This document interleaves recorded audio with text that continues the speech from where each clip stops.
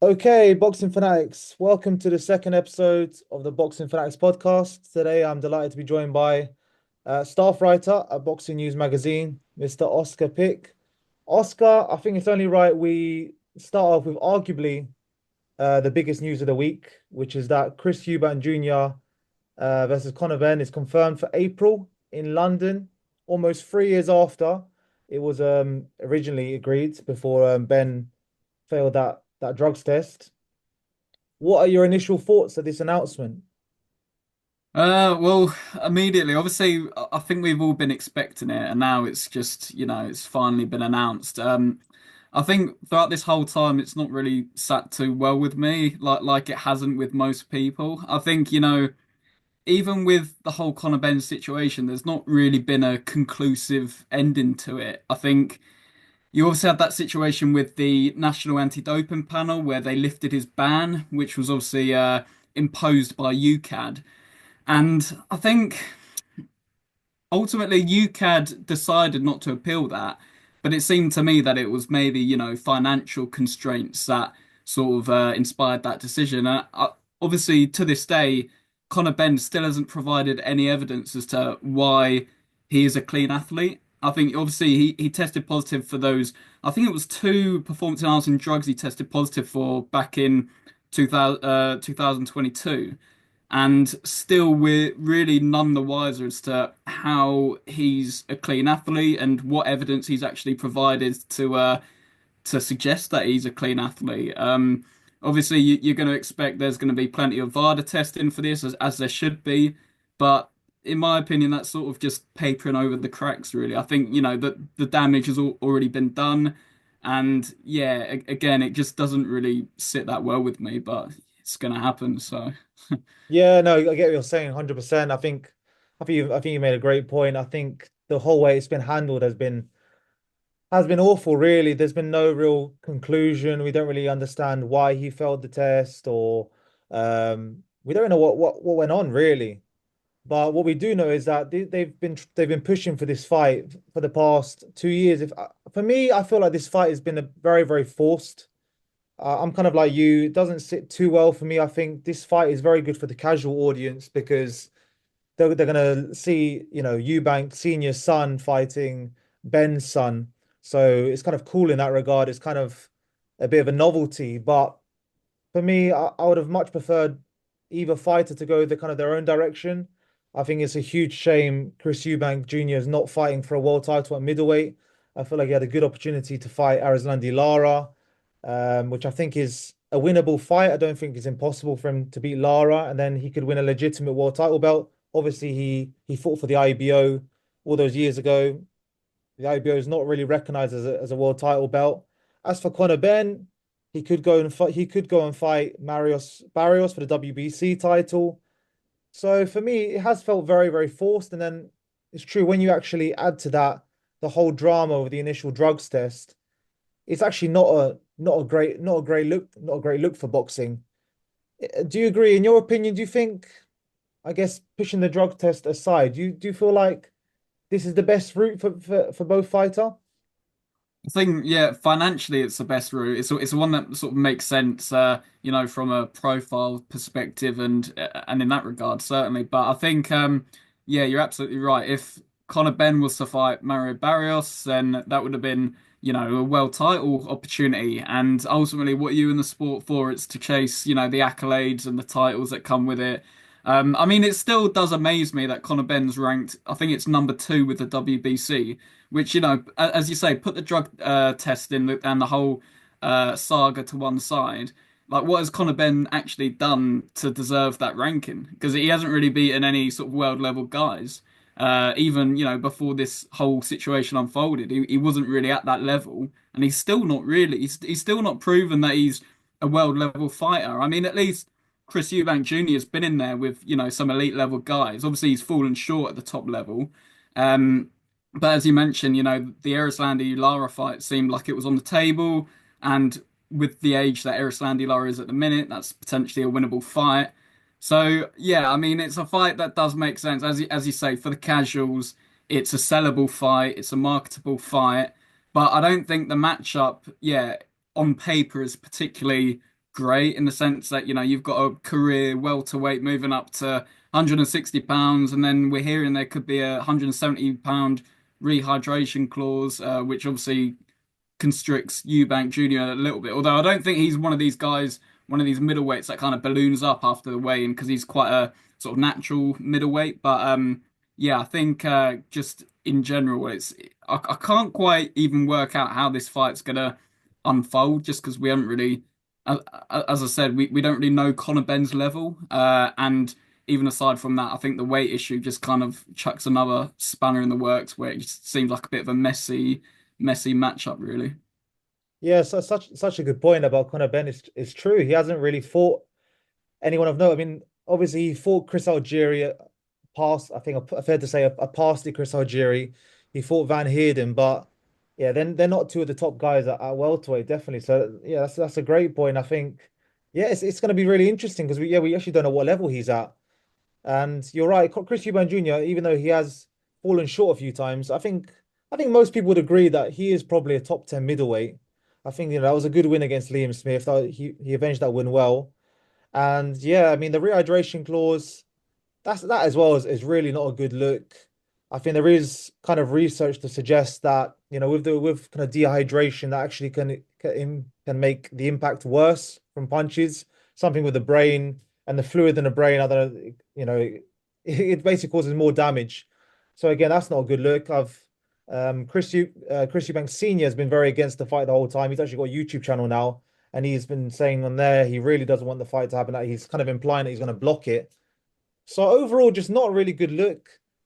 I think, like you said, the only people that are really going to benefit from this financially, they are going to benefit for sure. They're going to make loads of money. It's funny, I actually saw this in Parliament. I mean, one of the one of the MPs brought it up in Parliament, which just goes to show how much of a casual draw it is that MPs are talking about boxing in Parliament, which was hilarious to be fair, considering this is not even what you consider the upper echelon of boxing. This is not two of the best fighting each other or anything like that.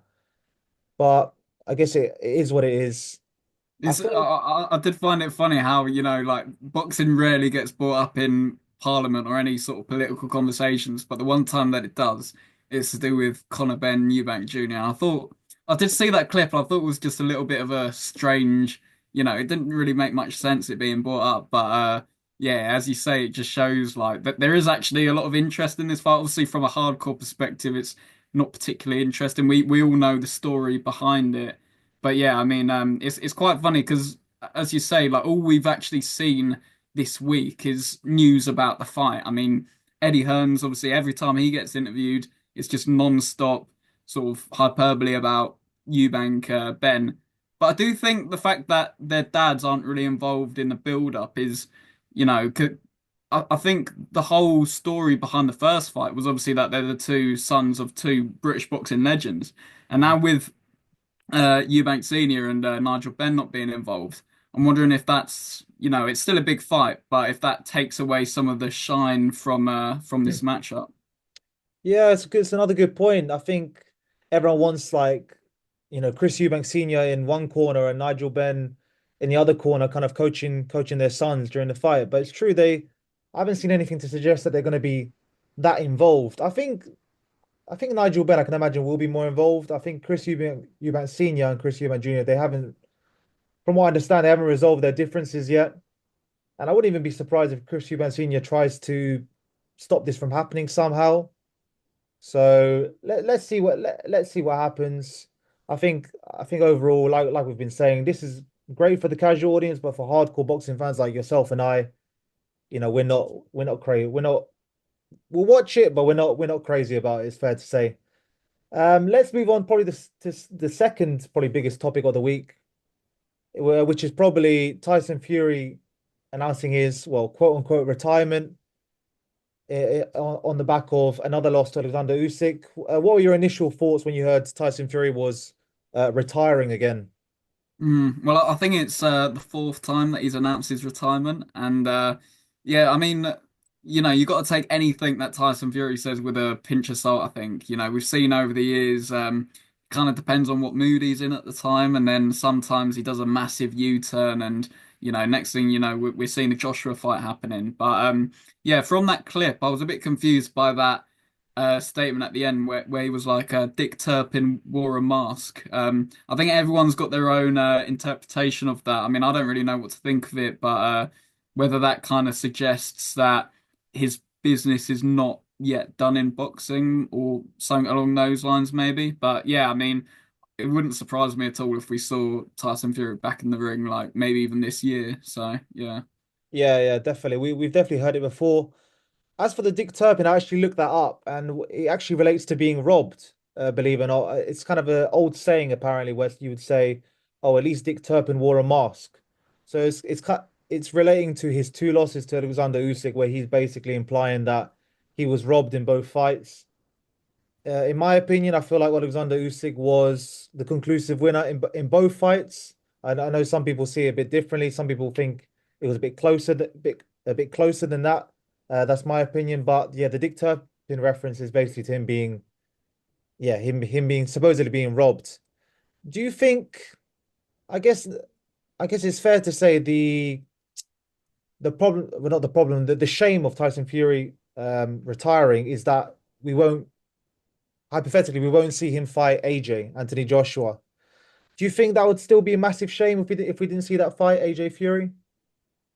It would be a shame because even though, like it would have been great to have seen that fight a few years ago, it's still an interesting fight. I mean, I don't think either guy is really, too far beyond their prime to for that to be a bad fight. Obviously, we saw with, Mayweather Pacquiao, like that was just not a good spectacle because well, both fighters would be on their prime, but obviously with Pacquiao, someone who relies so much on, his speed, his explosiveness, like that version of Pacquiao was just not, good enough for that on that particular night. But with this fight, I think, we saw Joshua get brutally knocked out by Daniel Dubois, which, would suggest that he is done or over the hill or however you want to put it. But, I do think like when you go in there with a big puncher like Daniel Dubois, I think that can kind of happen to any heavyweight on any given night. I mean,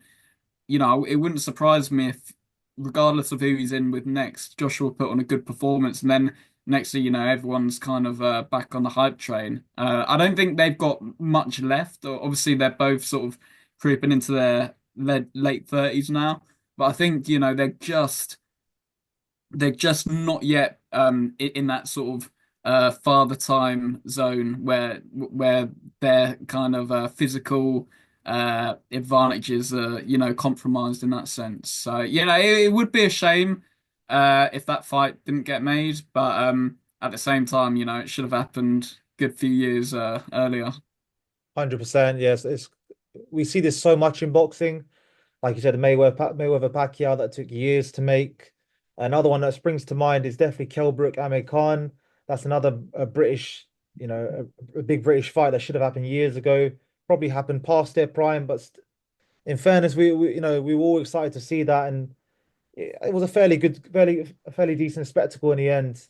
And I definitely understand what you're saying with Joshua. I think styles make fights, and I think I mean, arguably, even a prime Dubois even a prime Joshua would have struggled with Dubois just because Dubois kind of rushes in so quickly. I think Joshua is one of those fighters who prefers to have a bit more time, likes to think a bit more. Dubois comes flying out.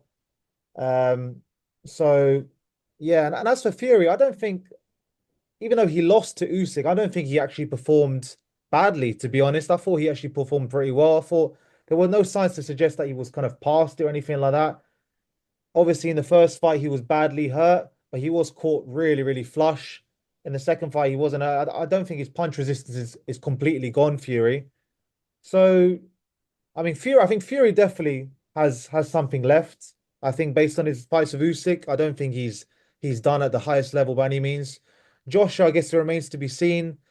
That knockout loss to Dubois, like you said, was devastating. But I guess we'll have to see against if he faces someone in the meantime before Fury, that will kind of reveal where he's at and if it's even worth putting them together. But I guess it's another one of those things. It's another big casual draw, isn't it? It's going to bring in a big casual audience, and even now, it probably would still. potentially sell out Wembley Stadium just because you've got sets of fans on each side. They've been two of the biggest names in British boxing of this era. In terms of Fury, do you think like now in a way is almost not a terrible time to retire because I guess in my opinion when he fought Dillian White, he still had something to prove when he fought Dillian White. But now that he's kind of fought to be the best of the generation, but didn't quite get there. Do you think like there's kind of less for him to fight, less for him to carry on now? If that makes sense. Yeah, I know what you mean. I do think that those two Usyk fights, they'll people will look back on them and say both fighters produced good performances that night, but ultimately Usyk was the one who had his number basically. And yeah, I agree with you. I think they were two comprehensive wins for Usyk. Like they were good fights, but I thought Usyk, won convincingly. And yeah, I mean it's an interesting take on it, whether this is the right time for him to retire. Because obviously you don't want to go too long that the sport retires you instead of you retire from the sport. So maybe the timing is actually good for him, and on a sort of personal level, it just kind of makes sense really. But yeah, in terms of the legacy he sort of leaves behind. I think, we'll look at that Wilder trilogy and we'll be like, oh, well, that was, one of the best three of the best fights of that generation, and then obviously the win over Klitschko. Mhm. That'll be remembered throughout the years as one of the greatest upset wins of all time. So I think he'll leave behind a good legacy in the sport. But ultimately, yeah, when it's all said and done, like Usyk will kind of be at the top of the tree, so to speak. I think he'll ultimately be remembered as the heavyweight of this era, this generation.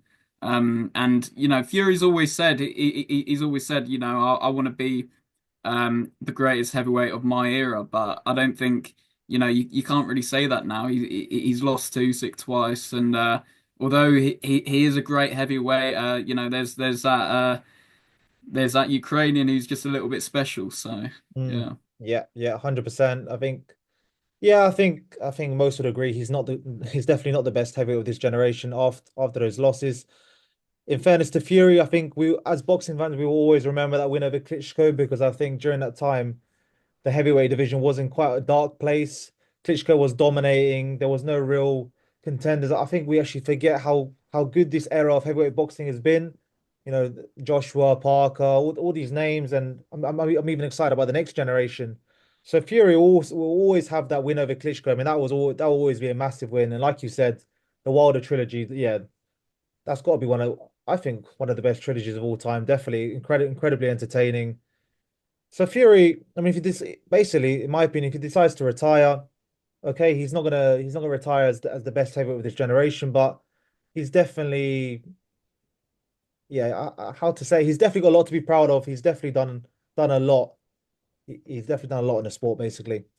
Um, let's move on to the Ring Magazine Awards, which were last Saturday. So I've just picked a few to go through, and we can kind of talk about whether we kind of agree with them or not. Let's start with I guess, the obvious one, Fighter of the Year, Alexander Usyk. Do you have any complaints about that? No, no complaints at all. I think, those two wins over Fury this year, especially the first fight, when a lot of people were backing Fury in that one, they're saying, he's just the size advantages would be too much for Usyk. And I just remember that ninth round when he almost stopped Fury and how, dramatic and spectacular that was and what a performance. And then in the second fight, I actually thought, it was an even more polished performance in some ways. Like it was almost this if he'd made those adjustments in the first fight and then he just used those adjustments in the rematch and didn't really. I don't think in the rematch he really allowed Fury to have a long spell of success. Like Fury had his little pockets of success, but he wasn't able to sustain that. And Usyk was the one who constantly had his foot on the gas and was going through the gears. And yeah, I think those two performances alone, he just has to be Fighter of the Year in that regard. I mean, I'm trying to remember the other nominees for that award. I can't really think, but I think yeah, as soon as that the nominees were announced, like Usyk was just the obvious pick. Yeah, yeah, yeah, 100%. That's such a great point about.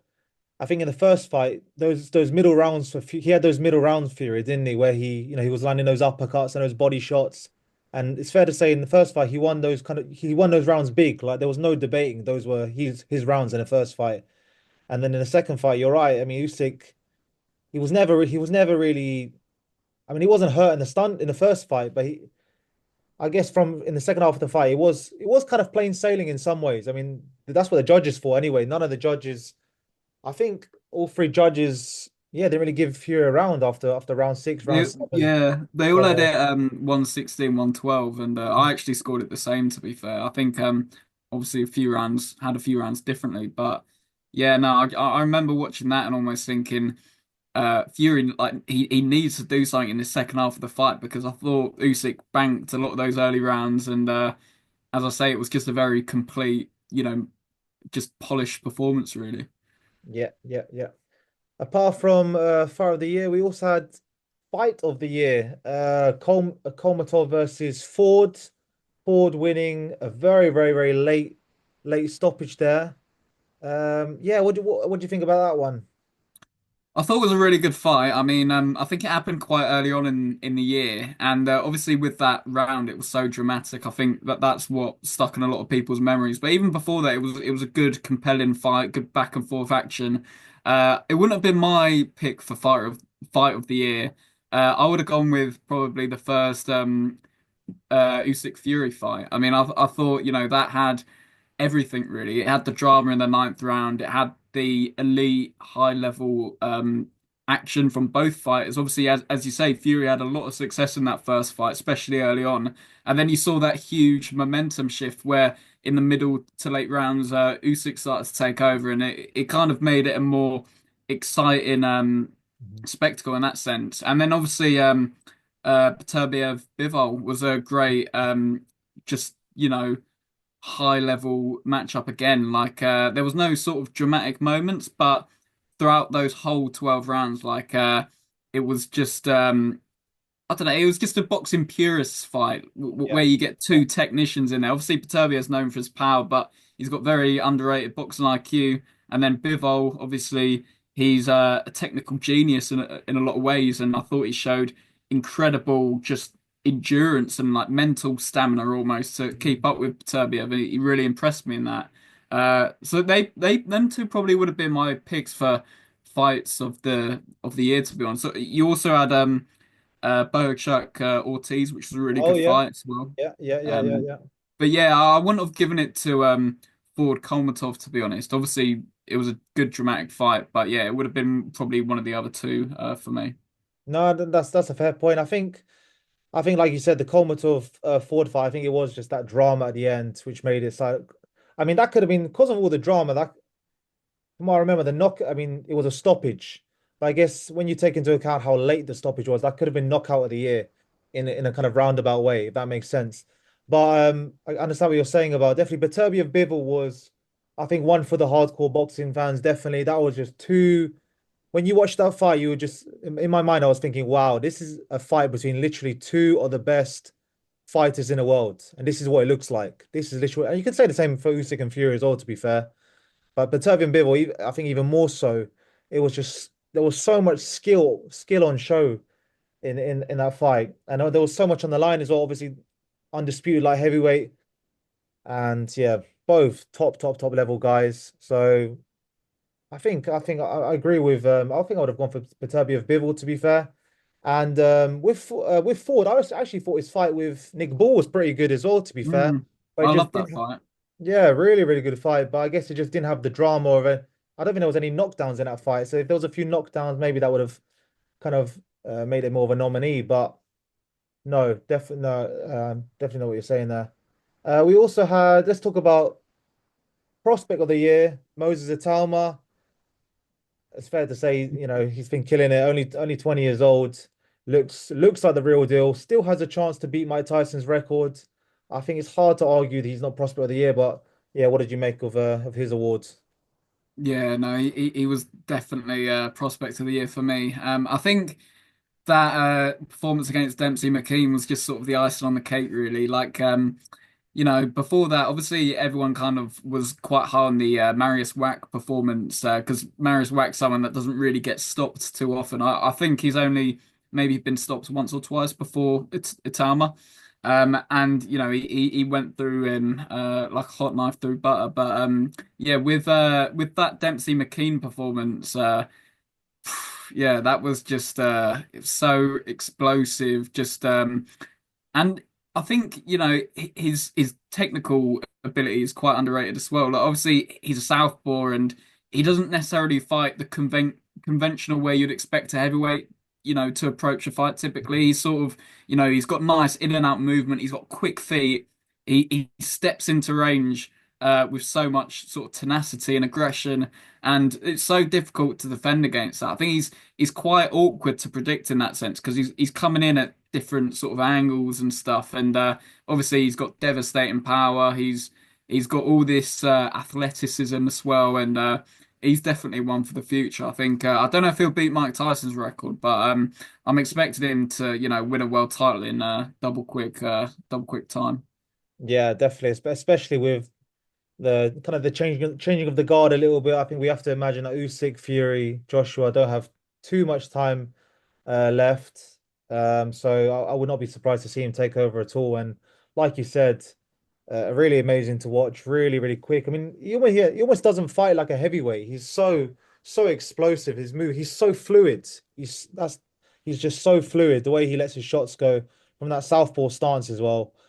Yeah, it's hard to argue with him being yeah, prospect of the year. And finally, from the awards, I think is we should touch on the upset of the year, which was given to Srirac versus Munguia. Srirac knocking out Munguia despite not really being known as a puncher, which is probably an understatement. I think he had like 4 knockouts on his records. But yeah, getting rid of Munguia in quick fashion. Were you surprised at all by that one? Yeah, no, I was really surprised. I didn't really know much about Saras like before the fight. Obviously, he was bought. I think it was staged in Mexico. That one, it was meant to be, a keep busy fight for Munguia. Nice little homecoming for him, and Bruno Saras, he did it the old-fashioned way. He went back. He went into the guy's backyard, and he obviously pulled off a massive upset. And I think that was definitely upset of the year for me, especially the fashion in which he did it. Because obviously, I think I didn't watch the fight in full, but I believe Munguia was sort of dominating that fight. Or he was sort of winning comfortably, at least on the cards. Yeah. And then Saras just pulls a rabbit out of the hat in I think it was a sixth or seventh round maybe. Mhm. And obviously it was a really well timed shot as well. It was a clean knockout, and yeah, I think hopefully he's now put himself in a shop window for a big opportunity because I wouldn't mind seeing him, take on some of the other guys at 168 pounds. I think he could be a real contender potentially. But I mean, it could go one or two ways. He could either be, a top contender, or he'll be one of these guys that pulls off a big upset and then sort of falls by the wayside. You sort of see it in boxing from t time to Mhm. time. But yeah, I mean, I think he definitely deserved that award for sure. Yeah, yeah, 100%. I think we love to see that on boxing, don't we? When an upset, I think it's fair to say upsets are good for boxing. When someone's dominating for a longer period, it does get a little bit, well, maybe not boring, but yeah, we love upsets, and it was nice to see Saras, who really was come from really obscurity, really. It was a homecoming fight for Munguia. Munguia was meant to go in there, probably blow him out in a few rounds, get back on a horse, and start fighting for world titles again, probably. And yeah, Saras really just, yeah, he rocked the boat, didn't he? And I think the fact that he wasn't a puncher, I mean, people didn't think he was a puncher, made it kind of more um yeah, more shocking, I guess. And yeah, I agree. I mean, I hope he does get a big opportunity. I think yeah, I mean, yeah, hopefully he gets a big opportunity. Let's move on to Inoue versus Kim, which is next Friday. Kim obviously stepping in after Sam Goodman pulled out twice, I believe, with a cut. I mean, it's fair to say that it's probably not hasn't gone to plan for Inoue, but I guess a different experience for the monster here. Taking someone on kind of late notice. what do you make of this fight? Do you feel like Kim can cause any trouble? I mean, Inoue's looked indestructible apart from that knockdown by Neary a couple fights ago. Do you think this is just another routine win for Inoue? Yeah, I don't think this bodes well for Kim, to be honest. I mean, for him to be in I believe he's 11th with the RBF. This is how he obviously got the opportunity. But looking at his record, again, I don't know how some of these fight. Well, I do know how some of them enter the rankings. Obviously, it's not necessarily through merit. Let's just put it that way. But yeah, I think in terms of his record and what he's actually done as a pro, he's done absolutely nothing to suggest that he's, anywhere near this level. And yeah, to be honest, the only thing that I really know about him is the fact that his name's I think it's Packy Weather is his Oh yeah. his alias. I Which saw obviously, that. that's an interesting narrative that you can sort of spin. But yeah, I think this is going to be another, emphatic stoppage for Inoue. I mean, I can't see any other way this fight goes, to be honest. Yeah, I was looking at Kim's box rec, and I mean, no disrespect to Kim, I wasn't, overly impressed. There's not a lot of big names on there. He is a little bit unknown.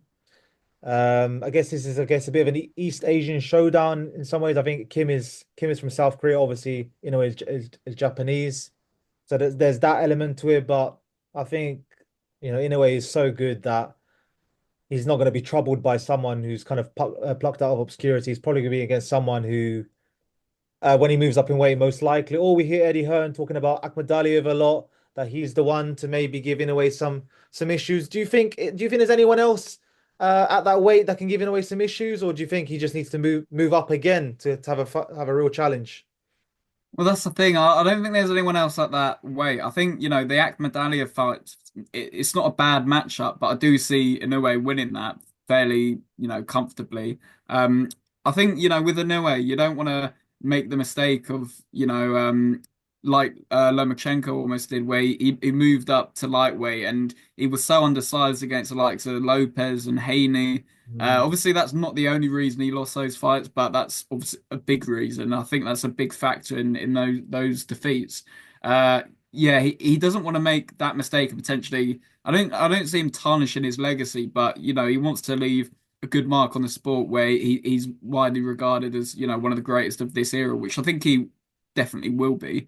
But yeah, the only other matchup I can think of it sort of in and around those weights is the Nakatani fight, which for mm. me is probably the best matchup for him. I mean, obviously, if he moves up to featherweight, you got the likes of Nick Ball there, which could be really interesting, and you got I believe who else is a champion in that way?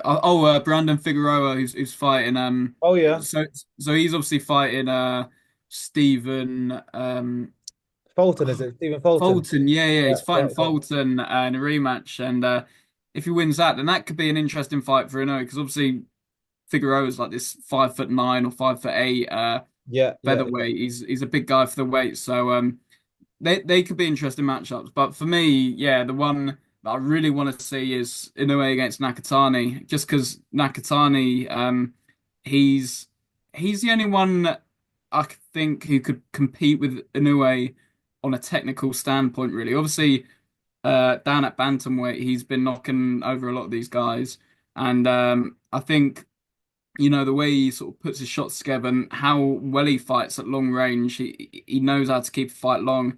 I think, Nakatani could potentially pose in a way some problems, but equally, it's difficult to sort of go against Inoue in any of those really because he's just he's such a complete fighter in a lot of ways with the power and Mhm, just mhm. everything really. He's a full package. Yeah, definitely, definitely. And it's another example of like when someone's so good, it's almost like they have to just keep going up the weight categories to find challenges, and it's to the demise. Like you said, I think Lomachenko, yeah, is a great example of that. Not wasn't a big lightweight at all. Was dwarfed by the likes of Devin Haney, as we know, was a massive lightweight when he was down there, looking like he might even move up to 147. So yeah, I guess weight is going to be it's almost like he's going to be defeated by weight, by size. Like the Figueroa is a massive featherweight, so that would be a really interesting fight. I'd just like to touch on Callum Simpson's quickly on his stoppage over Steed Woodall. In your opinion, was it a fair stoppage? No, I don't think the stoppage was particularly great, to be honest. I mean, don't get me wrong, I thought, Simpson looked like he could have got rid of him in maybe the next round or the round after. He looked on his way to securing, a very convincing win, but I thought the stoppage was probably premature. I think, yeah, you should at least give Woodall more of a chance in that one. But it was still, a great performance. I thought he would have got the win anyway. And yeah, Simpson's he's an interesting addition to what he's obviously already sort of established himself in the domestic scene at super middleweight, and I think he's calling out Liam Cameron, I believe, which that would be an interesting fight. But then you've got Mark Jeffers there, who's another unbeaten guy. That could be a really good fight. So yeah, I think there's a lot to like about Callum Simpson, and he's obviously got a good story as well. He carried with him all that distress with his sister obviously passing away before the fight, and the fact that he was even able to, go in there, produce a good quality performance against a decent fighter in Steve Woodall. I think, it shows sort of strength of his character really. So there's a lot to like about Callum Simpson, but yeah, I would say that the stoppage probably weren't the best really. Yeah, I agree. There is a lot to like about Callum Simpson. Definitely looks like he has a lot of potential. Definitely looks like a big super middleweight. And yeah, I do feel for Steed a little bit. I feel like, when you have the kind of come up he had fighting on, small shows in America and Dominican Republic, and then to have kind of a premature stoppage like that, it is a little bit gutting. Um, okay. So that's everything. Thanks a lot for listening, everyone. If you enjoyed this, please like, comment, subscribe, and also check out Oscar's articles on Boxing News Online. And yeah, we'll catch you soon, guys. Cheers.